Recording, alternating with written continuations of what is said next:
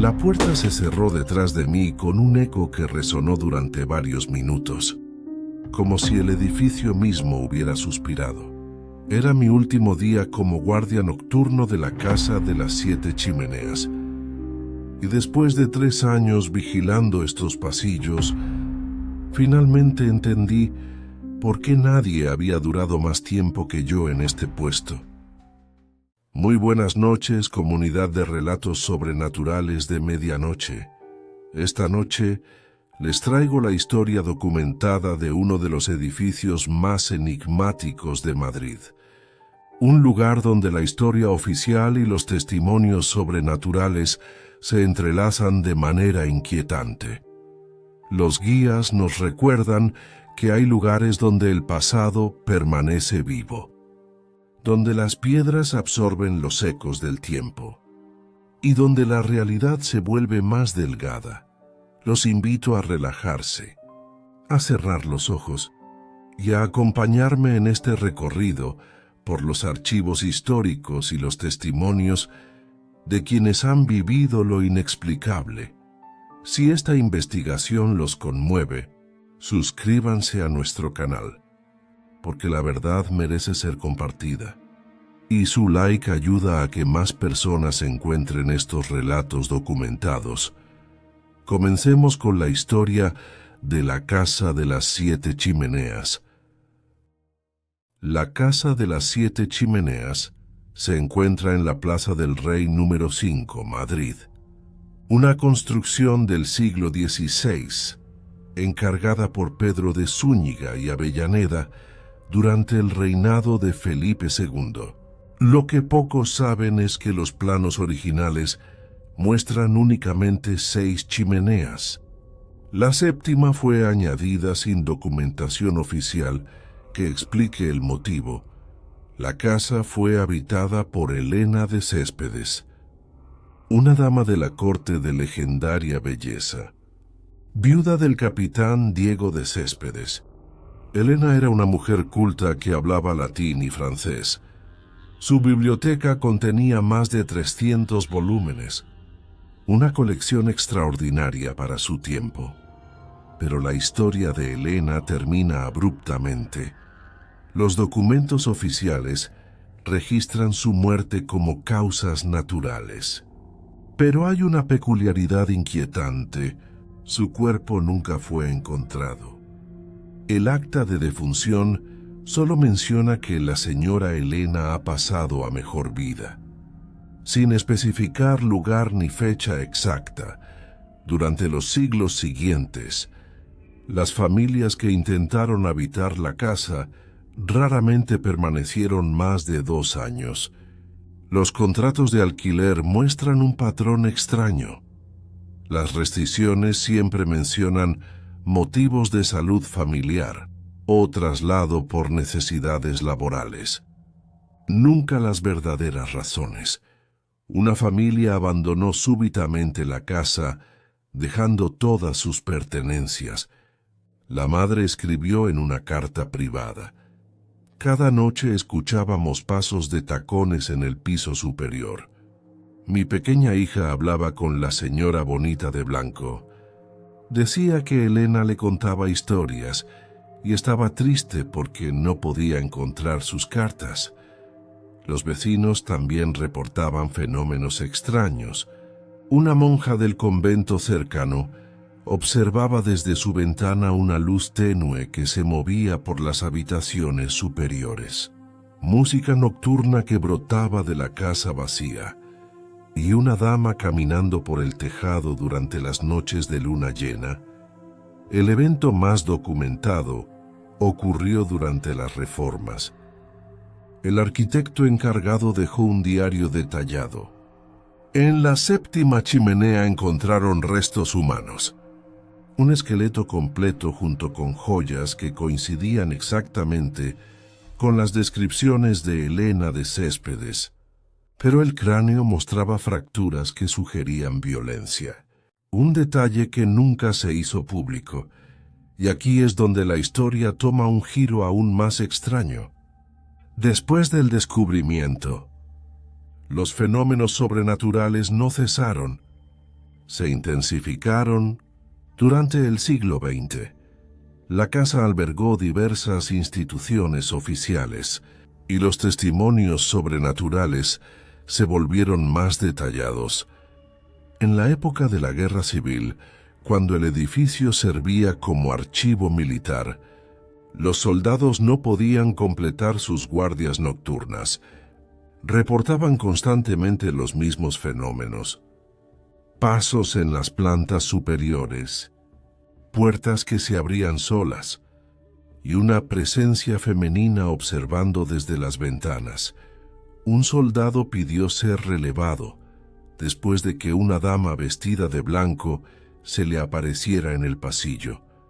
Le preguntó en castellano antiguo si había visto las cartas del rey. Cuando él intentó responder, la figura desapareció dejando solo aroma a jazmines. Pero quizás el testimonio más extraordinario viene de un funcionario de censura que trabajaba revisando correspondencia. Eduardo desarrolló lo que él llamaba una extraña relación de trabajo con Elena. Al principio me aterrorizaba, pero después de meses casi la consideraba una compañera, cuenta Eduardo. Elena parecía interesada en las cartas que revisaba. Encontraba documentos específicos sobre mi escritorio que no había seleccionado, como si ella me guiara hacia descubrimientos importantes. Una noche, mientras trabajaba muy tarde, Eduardo sintió una presencia. Al voltear, vio claramente una mujer hermosa vestida con ropajes del siglo XVI. Ella señaló una carta específica sobre su escritorio. Una misiva que mencionaba un asesinato sin resolver en la Plaza del Rey. Cuando levantó la vista para agradecerle, había desaparecido. En los años 50, una secretaria llamada Mercedes tuvo experiencias aún más directas. Mientras escribía un informe a máquina, las teclas comenzaron a moverse solas, escribiendo en castellano antiguo: busca las cartas del confesor. Siguiendo esa pista, Mercedes encontró cartas del siglo XVI que sugerían que Elena había descubierto algo que podría haber motivado su asesinato, pero el testimonio más emotivo viene de Rafael Mendoza, quien trabajó como guardia nocturno durante 3 años. Rafael desarrolló una relación casi familiar con Elena. Mi turno comenzaba a las 10 de la noche. Elena tenía rutinas específicas. A las 12:30 comenzaban los pasos suaves. A las 2 de la madrugada la música. Melodías de clavecín hermosas, pero infinitamente tristes, que duraban exactamente 30 minutos. Rafael explica que comenzó a hablarle, y gradualmente desarrollaron una comunicación.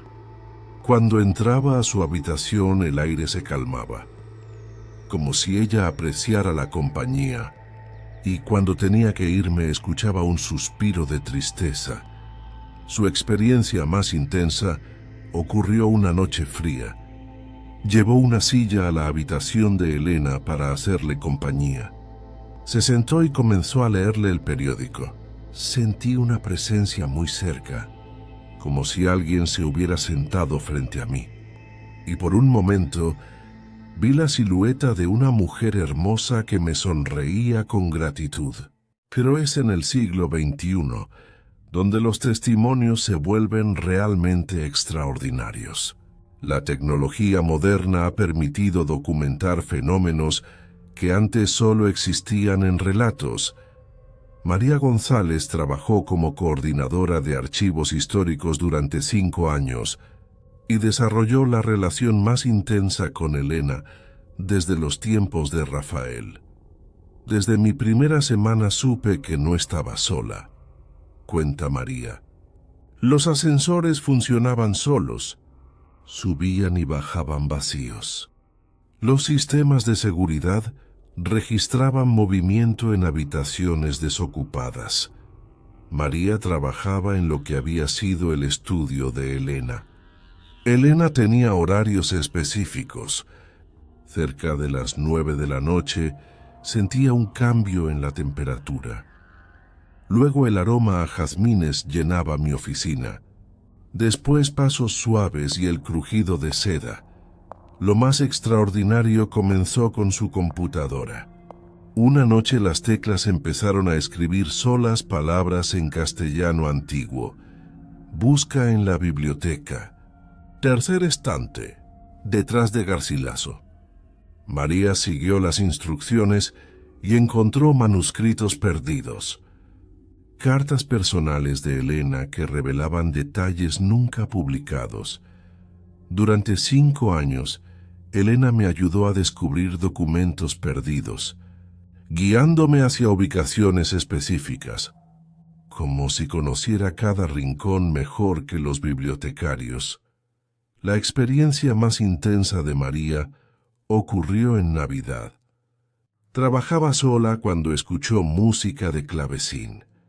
Al subir vio una figura femenina sentada frente a un clavecín inexistente. Sus dedos se movían sobre teclas invisibles, pero la música era completamente real. Cuando me vio se detuvo y me sonrió. Era exactamente como los retratos. Hermosa pero con una tristeza infinita. Elena tocó durante varios minutos las melodías más hermosas, como si todos los sentimientos que no pudo expresar en vida se volcaran en esa música. Cuando terminó me hizo una reverencia cortesana y se desvaneció. Pedro Castillo, el técnico que modernizó los sistemas de seguridad. Aporta una perspectiva fascinante. Mi trabajo era instalar cámaras de alta definición y sensores, pero desde el primer día los equipos funcionaban extraño. Las cámaras captaban anomalías térmicas, siluetas que aparecían por segundos. Los sensores se activaban siguiendo siempre el mismo patrón. Lo más extraño eran las grabaciones de audio. Los micrófonos captaban música de instrumentos del siglo XVI. Analicé las frecuencias y correspondían exactamente a instrumentos de esa época. Una noche las cámaras captaron algo extraordinario. Una figura femenina completamente formada caminando por el pasillo. Vestida con ropajes antiguos, hermosa pero translúcida. La grabación duró 3 minutos con calidad perfecta. Al día siguiente quise mostrarla, pero el archivo había desaparecido. No estaba en ningún servidor, como si nunca hubiera existido. Pero yo la vi y guardé capturas en mi teléfono. Pedro cuenta que Elena interactuaba constantemente con la tecnología, no destructivamente, sino con curiosidad. Los equipos funcionaban mejor cuando le hablaba. Le explicaba qué estaba haciendo. Como Andrés Maldonado, quien trabajé 3 años como guardia nocturno hasta hace poco, puedo confirmar que los fenómenos continúan, y mi relación con Elena fue mucho más profunda de lo que inicialmente imaginé.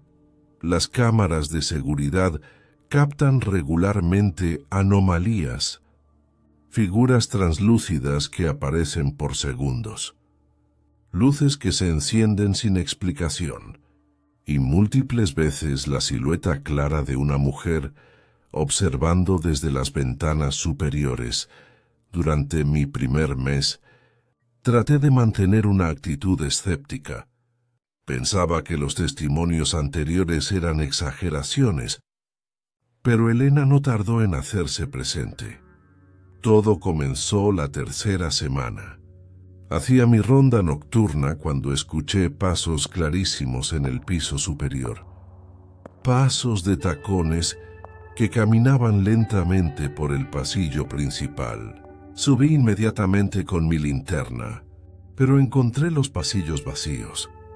Sin embargo, había algo en el aire, una densidad, un perfume sutil a jazmines que no correspondía con ningún ambientador del edificio. Las siguientes noches, los pasos se volvieron rutinarios. Siempre comenzaban cerca de la medianoche. Elena caminaba de una habitación a otra, como si buscara algo. Los sonidos eran tan nítidos que inicialmente pensé que alguien había ingresado al edificio. Pero las cámaras de seguridad nunca mostraban a nadie. La primera vez que la vi fue durante mi segundo mes. Estaba en la planta baja revisando los monitores cuando una de las cámaras captó movimiento en la habitación principal. Al mirar la pantalla, vi claramente una figura femenina vestida de blanco caminando por la habitación. Era translúcida pero perfectamente definida, hermosa, aristocrática, exactamente como la describían los testimonios históricos. La grabación duró apenas unos segundos, pero fue suficiente para cambiar mi percepción completamente. Cuando subí corriendo a la habitación, solo encontré el aroma a jazmines, más intenso que nunca. A partir de esa noche, comencé a hablarle. Al principio me sentía ridículo. «Buenas noches, Elena», decía al comenzar mi turno, y poco a poco noté que los fenómenos se volvían más suaves, menos inquietantes, como si ella apreciara el reconocimiento. Durante mi primer invierno, desarrollamos una rutina extraña pero reconfortante. Elena aparecía siempre cerca de las 12:30. Yo realizaba mi ronda y al llegar a su habitación, decía en voz alta, «¿Todo bien por aquí?». La temperatura bajaba ligeramente. El aroma a jazmines se intensificaba. Y yo sabía que ella estaba presente. Una noche especialmente fría. Decidí llevar una silla a su habitación. «¿Te importa si te hago compañía?», pregunté. La respuesta fue inmediata. El aire se calmó completamente, como si hubiera suspirado de alivio. Me senté y comencé a contarle sobre mi día, sobre las noticias, sobre el tiempo, hablando como si fuera una conversación normal. Después de unos minutos, sentí claramente una presencia sentándose frente a mí. No la veía, pero el aire se movió suavemente, como cuando alguien se acomoda en una silla. «¿Has estado sola todo este tiempo?», pregunté, y juro que escuché un suspiro muy suave, casi imperceptible. Esa noche establecimos una conexión que duraría el resto de mi tiempo allí. Elena no era una presencia aterradora. Era una mujer solitaria que había encontrado finalmente a alguien dispuesto a hacerle compañía. Mi experiencia más impactante ocurrió durante mi segundo año. Era una noche lluviosa de octubre cuando escuché algo diferente. Música. Una melodía hermosa de clavecín proveniente de la planta superior. El sonido era tan claro y hermoso que subí hipnotizado, siguiendo la música hasta su habitación. Cuando abrí la puerta, la música cesó abruptamente, pero la habitación aún vibraba con el eco de las notas. Y en el suelo había pétalos de rosa frescos, blancos como la nieve, esparcidos formando un sendero desde la puerta hasta la ventana. «¿Tocabas para mí?», pregunté en voz alta. La respuesta llegó de una manera que nunca olvidaré.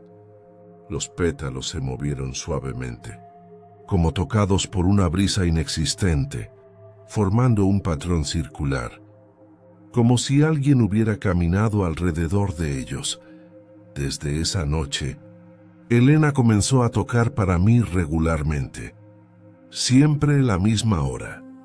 Siempre la misma duración. Melodías hermosas pero infinitamente tristes como si cada nota contuviera siglos de soledad. Durante mi tercer año, nuestra relación alcanzó una intimidad extraña. Elena comenzó a comunicarse de maneras más directas. Si había algún problema en el edificio, una fuga de agua, una ventana abierta por el viento, siempre encontraba pistas que me guiaban hacia la solución. Papeles movidos de lugar, puertas entreabiertas, como si ella cuidara el edificio tanto como yo.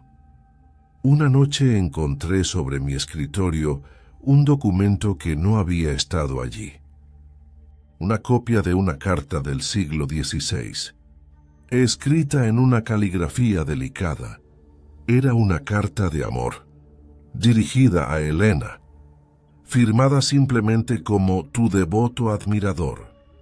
La carta hablaba de encuentros secretos, de promesas de matrimonio, de un amor que desafiaba las convenciones sociales. ¿Era importante para ti? Pregunté esa noche, y por primera vez la vi claramente.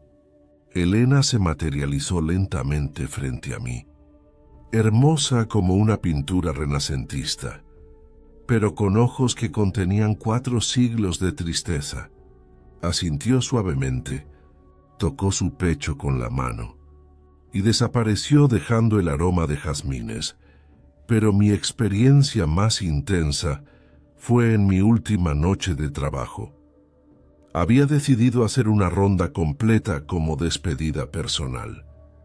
Cuando llegué a la habitación de Elena, la puerta estaba entreabierta. Aunque recordaba claramente haberla cerrado, al entrar, vi algo que cambió mi percepción de la realidad para siempre. Elena estaba completamente materializada, no translúcida, sino sólida, real. Estaba junto a la ventana observando la plaza. Su vestido blanco flotaba como si estuviera sumergida en agua. Se volvió hacia mí. Y por primera vez, ¿me habló?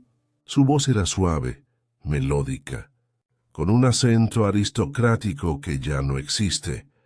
Andrés, dijo, ha sido el único que me ha visto realmente, que ha comprendido mi soledad. No quería asustarte, respondí. Solo quería que no te sintieras sola. Elena sonrió, una sonrisa que contenía gratitud infinita. Durante siglos he esperado a alguien como tú, alguien que viera más allá del misterio, que viera a la mujer. Caminó hacia mí, y aunque era una aparición, su presencia era tan real que sentí el desplazamiento del aire. ¿Por qué sigues aquí?, pregunté. Porque esta casa guarda secretos que aún no han sido revelados, susurró. Mi muerte fue solo el comienzo. Hay otros como yo, en otros lugares esperando. ¿Qué puedo hacer?, sí, pregunté. Sabiendo que era mi última noche, Elena se acercó más, y aunque no podía tocarme, sentí su proximidad como una caricia fría. Cuenta mi historia, pero no solo la mía. Cuenta la historia de todos los que no pueden hablar, los que permanecen atrapados entre mundos. Dejó una rosa blanca sobre el alféizar de la ventana. Esta rosa no se marchitará mientras guardes mi memoria, murmuró. Es mi regalo y mi promesa de que nuestros caminos se cruzarán nuevamente. La aparición duró casi 10 minutos, la conversación más larga que tuve con Elena. Cuando se desvaneció, lo hizo lentamente, como si no quisiera irse, hasta que solo quedó la rosa y el eco de su voz. Esa rosa permanece fresca hasta hoy, como si el tiempo no tuviera poder sobre ella. Y a veces, cuando paso por la Plaza del Rey, siento que Elena me observa desde su ventana, no con tristeza, sino con paz. Nota importante. Para proteger la privacidad de las personas involucradas, he cambiado los nombres reales por seudónimos. Todos los testimonios que compartiré corresponden a exfuncionarios que ya no trabajan en el edificio. Pero mi historia no es la única reciente. Otros exfuncionarios han tenido experiencias que confirman que Elena sigue presente. Isabel trabajó como archivista en el edificio durante 2 años, hasta el año pasado, y su testimonio es extraordinario. Al principio pensé que eran solo historias. Cuenta Isabel, pero durante mi primer mes catalogando documentos históricos, comencé a notar cosas extrañas. Archivos que aparecían organizados de manera diferente a como los había dejado. Documentos que encontraba exactamente cuando los necesitaba, como si alguien me ayudara. Isabel trabajaba principalmente en el sótano, donde se guardan los archivos más antiguos. Una tarde estaba buscando documentos sobre Elena de Céspedes para un investigador. Había revisado todos los legajos sin éxito. Frustrada, dije en voz alta: Elena, si estás ahí, ayúdame a encontrar tu historia. Al día siguiente, encontré sobre mi escritorio una carpeta que no había visto antes. Contenía cartas personales de Elena, documentos que revelaban detalles íntimos de su vida, correspondencia amorosa, incluso borradores de poemas que ella había escrito. La experiencia más impactante de Isabel ocurrió pocos meses antes de dejar el trabajo. Trabajaba sola un viernes por la tarde cuando escuché pasos en el piso superior. Subí a investigar y en la habitación principal encontré algo increíble. Había una figura femenina sentada en el escritorio, escribiendo con una pluma. Podía verla claramente, hermosa, concentrada. Cuando me vio, no se asustó. Simplemente me sonrió y continuó escribiendo. Me quedé observando durante varios minutos. Elena escribía en un papel que brillaba con luz propia. Cuando terminó, me mostró lo que había escrito. Era un poema sobre la soledad, sobre la esperanza. El poema desapareció cuando ella se desvaneció, pero recordé cada palabra. Otro testimonio reciente proviene de Miguel Ángel, técnico de mantenimiento que trabajó en el edificio hasta hace 6 meses. Mi trabajo me llevaba a todas las plantas, y desde el primer día supe que había algo especial. Cuenta, especialmente en las primeras horas, siempre había pequeños detalles. Ventanas entreabiertas, flores frescas en lugares donde no deberían estar, como si alguien hubiera cuidado el edificio durante la noche. Una mañana estaba reparando una ventana cuando sentí que alguien me observaba. Al voltear, vi una figura femenina en el reflejo del cristal, vestida de blanco, hermosa, pero cuando me di la vuelta, no había nadie. Lo más extraordinario ocurrió durante mi último mes. Estaba trabajando en el sótano cuando se fue la luz. Me quedé en completa oscuridad, y entonces apareció una luz dorada que me guió hasta el panel principal.